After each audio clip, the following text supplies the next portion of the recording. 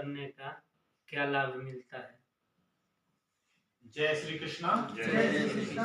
बहुत ही अच्छा प्रश्न है और यही प्रश्न विदुर जी ने मैत्रेय ऋषि जी को पूछा था जी कि सत्संग करने से लाभ क्या। तो उन्होंने एक कहानी बताई। कहानी इस तरह है कि एक आदमी रोजाना मजदूरी करने जाता था और रास्ते में कुछ लोग सत्संग करते थे। तो वह रोजाना सोचता कि इनके पास इतना समय कहां से आया, ये कुछ करते भी नहीं, इनका जीवन किस तरह से चलता है। लेकिन समय के अभाव के कारण वह सत्संग को समय नहीं देता। उसका जो मालिक था रोजाना 1 रुपया देता और उससे वह दाल चावल चीनी लेकर घर की पूर्ति करता था। काफी समय निकलने के बाद एक दिन उसके मालिक ने उसे जल्दी छुट्टी दी। लौटते समय उसने सोचा कि मैं भी थोड़ा देखता हूं कि क्या करते हैं, क्यों बैठते हैं। तो वहां जो सत्संग चल रहा था उसमें भगवान की लीलाओं की चर्चा चल रही थी कि अगर आप लोग भगवान पर विश्वास करेंगे तो भगवान आपका योग क्षेम चलाएंगे, जो कि भगवत गीता के 9वें अध्याय का 27वां श्लोक है।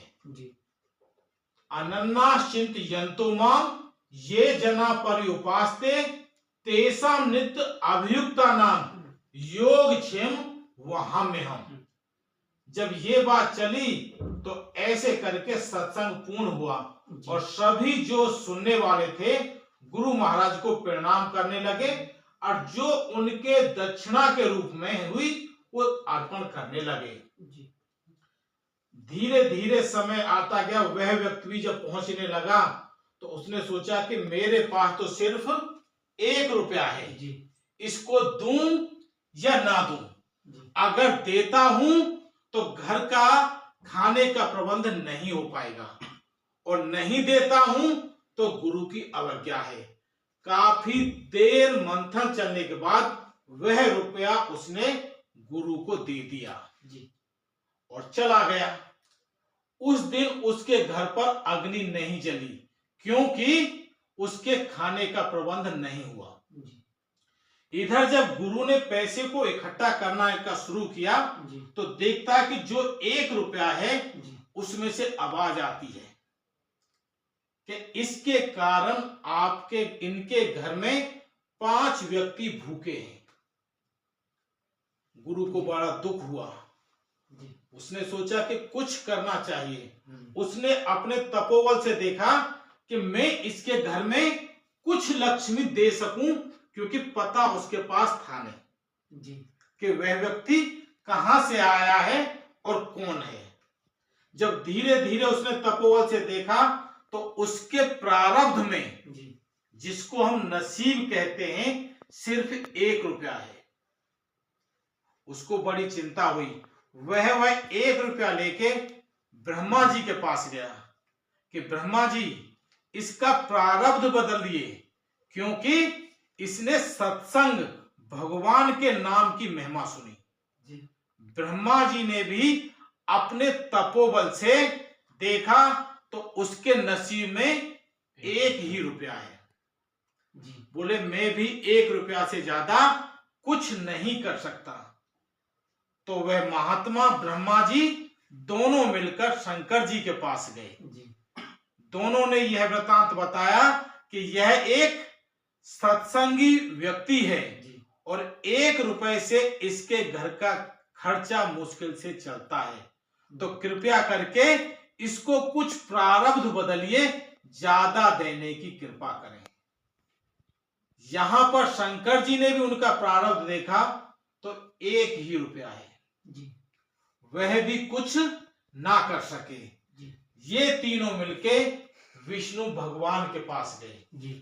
जब विष्णु भगवान को उन्होंने उनके नाम की महिमा बताई तो जब उन्होंने प्रारब्ध देखा तो 1 ही रुपया है।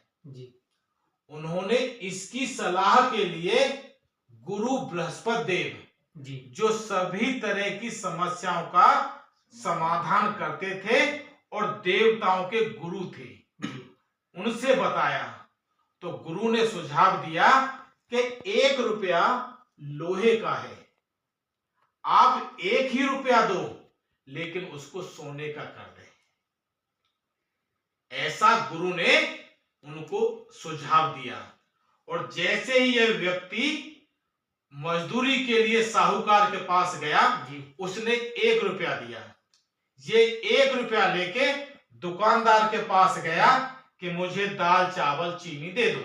जी उसने 1 रुपया लिया, दाल चीनी चावल देके 99 रुपए वापस किए, क्योंकि उस समय जी सोने के 1 रुपए की कीमत नॉर्मल 100 रुपए थी। तो उसने 99 रुपए दिए। वजन कुछ ज्यादा लगा, सर पर लेके आज तो कुछ वजन ज्यादा है, ले जाके घर दिया। घर में पत्नी ने देखा तो सब सामान है, लेकिन 99 रुपए अलग हैं। तो उन्होंने बोला पति से कि ऐसा आज क्यों? कि मुझे तो पता नहीं, जी ऐसा रोजाना चलता रहा। तो बोली कि कुछ तो है। तब उसने बताया कि जिस दिन मैंने खाना नहीं खाया, कुछ लेकर नहीं आया, वह दक्षिणा के रूप में मैंने साधु महाराज को दी।